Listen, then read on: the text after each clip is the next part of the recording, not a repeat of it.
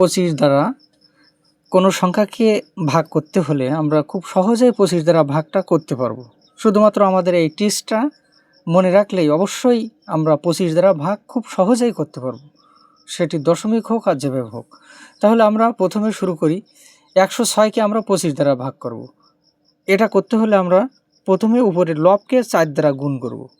4 দ্বারা গুণ করলে আমাদের কত হয়?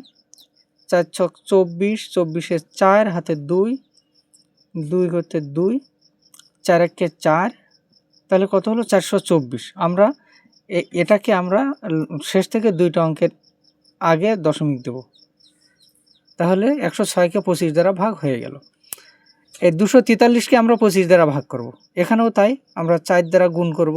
3 এ 4 12, 2, হাতে 1, 4 এ 4 16 আর 1 17, হাতে 1, 4 2 8 আর 1 9, তাহলে আমরা দশমিক দেবো 1 2, এই 2টা অঙ্কের আগে দশমিক দেব।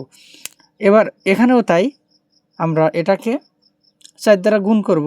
4 7 28, হাতে 2, 4 2 8 আর 2 10, 10-এর 0, হাতে 1, 4 এ 4 16 আর 1 17, আমরা দশমিক দেব 1 2 এখানে।